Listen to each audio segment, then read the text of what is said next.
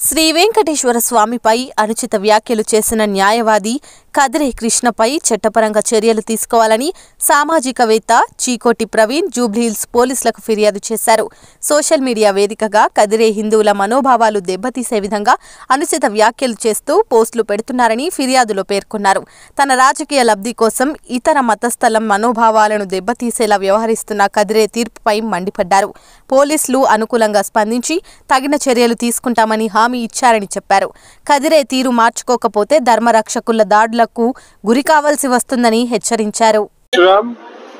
ఇవాళ ఫేస్బుక్ లో వాట్సాప్ లో నేను ఒక న్యాయవాది వెంకటేశ్వర స్వామిపై కొన్ని కోట్ల మంది విశ్వసించే వెంకటేశ్వర స్వామిపై అనుచిత వ్యాఖ్యలు జరపడం జరిగింది.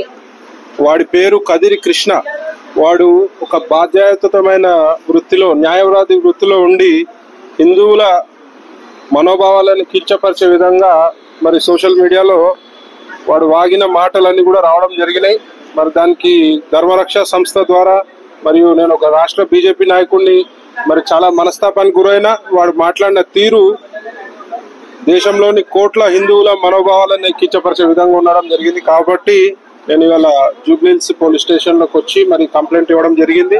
మరి దానికి ఏసీపీ గారు కూడా సానుకూలంగా స్పందించి ఇట్లాంటి చర్యలను మేము ఉపేక్షించే పరిస్థితే లేదు, ఎవడైనా సరే వాడిపై కేసు నమోదు చేస్తామని చెప్పడం జరిగింది. మరి ఇవాళ నేను కంప్లైంట్ కాపీ ఇవ్వడం జరిగింది. దీనిపై కమిషనర్ గారు కానీ ఏసీపీ గారు కానీ తక్షణంగా వాడిని అరెస్ట్ చేసి మా మనోభావాలను కించపరిచిన వ్యక్తికి గట్టిగా బుద్ధి చెప్పాల్సిన బాధ్యత ఈ రాష్ట్ర ప్రభుత్వంపై పోలీస్ శాఖపై ఉంది.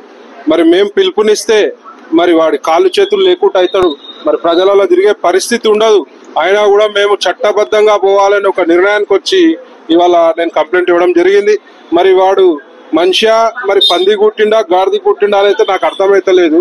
వేరే వాళ్ళ మనోభావాల కించపరిచే హక్కు ఎవరికి కూడా లేదు.